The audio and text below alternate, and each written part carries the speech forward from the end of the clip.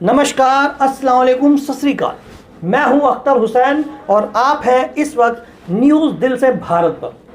दोस्तों, मैं आपको बताना चाहूँगा कि भारत में कोरोना के कल जो आंकड़े आए हैं वो पूरी दुनिया भर में सबसे ज़्यादा हैं, यानी कि 2,33,000 एक दिन में कोरोना के मामले आए हैं। 1,300 से ज़्यादा मौतें हुई हैं। ये हमें और आपको सोचने के लिए मजबूर करती हैं कि हमारे वहाँ कोरोना का जो दूसरा टर्म्स है वो बहुत बड़े पैमाने पे आ रहा है। तो दोस्तों, मेरी आप लोगों से एक गुजारिश है कि अपने आप को सेफ रखिए, सुरक्षित रखिए, चेहरे पे मास्क लगाइए और हाथों में ग्लव्स पहनिए। लेकिन उसके साथ साथ एक और बड़ी खबर मैं आपको देने जा रहा हूँ। आपको पता है कि भोजपुरी फिल्म स्टार दिनेश लाल निरहुआ भी कोरोना पॉजिटिव हो गया। कोरोना पॉजिटिव होने के बाद दिनेश लाल निरहुआ जब पीजीआई पहुंचता है तो उसको वीआईपी ट्रीटमेंट दिया जाता है और उसको आसानी से एडमिट करके हॉस्पिटल के अंदर ले जाया जाता है और वहां डॉक्टर्स उसके साथ सेल्फी लेते हैं।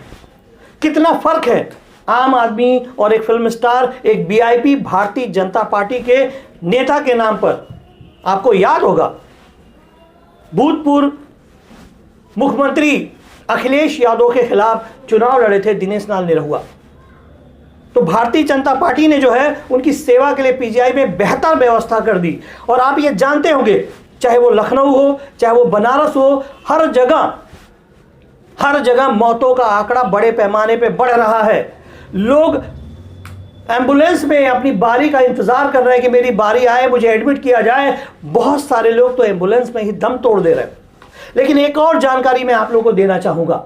वो जानकारी ये है कि अगर आप कोरोना पॉजिटिव है तो कोरोना पॉजिटिव होने के बाद आपको अपनी कोरोना रिपोर्ट लेकर के अपने जिले पे जो आपके सीएमओ महोदय हैं उनके पास आपको जाना है। वो जब आपको परमिशन देंगे, वेरीफाई करेंगे, तब जाके कहीं भी आप कोविड वार्ड में एडमिट हो सकते हैं। सोचिए, अगर सीएमओ को वहाँ लाइन लगी है, सीएमओ को वहाँ भीड़ है या सीएमओ कहीं व्यस्त हैं, तो उनके चक्कर में जो है लोग एम्बुलेंस में ही पड़े पड़े मर जाएंगे, उनका इलाज नहीं हो पाएगा। तो ये इस तरह की जो व्यवस्था उत्तर प्रदेश सरकार ने की है सीएमओ के द्वारा ऑथराइज करने की, ये सरासर गलत है, असंवैधानिक है।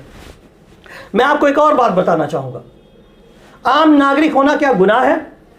आम नागरिक होने का मतलब यह है कि आपका शोषण हो, आप पे अत्याचार हो, आपको एडमिट ना किया जाए, आपको जो है एम्बुलेंस में बैठाए रखा जाए। अगर हॉस्पिटल कंपाउंड में पहुंच भी जाते हैं तो आप जमीन पर रेंगते हैं, आपको बेड नहीं मिल पाता है। इस तरह से हमारे उत्तर प्रदेश की हालत है।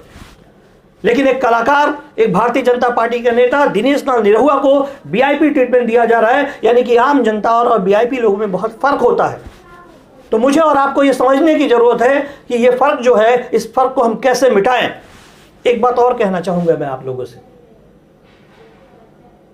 मैं आपको बताना चाहूंगा, हरिद्वार में डेली 500 से 600 मामले डेली आ रहे हैं और जहां लाखों लोग स्नान कर रहे हैं, लाखों लोगों की भीड़ है, जहां सोशल डिस्टेंसिंग 1% भी नहीं है, जहां मास्क का प्रयोग नहीं किया जा रहा है। आप सोचिए, अगर 5 से 600 डेली मामले आ रहे हैं तो वहां जो नहाने वाले लोग हैं वो कितने % पीड़ित होंगे, आपको अंदाजा नहीं है। मैं आपको बताना चाहूंगा, निर्माड़ी अड़ी अखाड़ा के महामंडलेश्वर कोरोना पॉजिटिव हुए थे और कोरोना की वजह से उनकी मौत हो गई।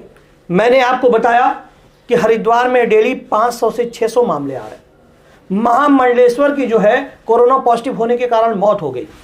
हम और आप आम नागरिक हैं, आम शहरी हैं, चाहे वो भारत सरकार हो, चाहे वो यूपी गवर्नमेंट हो, गवर्नमेंट की जो भी गाइडलाइन हो कोरोना के प्रति, उसको हमें फॉलो करना चाहिए। और कोशिश करिए कि जब भी आप घर से बाहर निकलें तो हाथों में ग्लव्स, चेहरे पे मास्क, अपने आप को पूरी तरह सुरक्षित करके निकलिए। अगर भीड़ भाड़ में भी आपको जाना है तो आप सोशल डिस्टेंसिंग का पालन करें ताकि आप सुरक्षित रह सके, आपका परिवार सुरक्षित रह सके। इस कोरोना काल में खुद को बचाने की जरूरत है, संभालने की जरूरत है और लोगों को जागरूक करने की जरूरत है।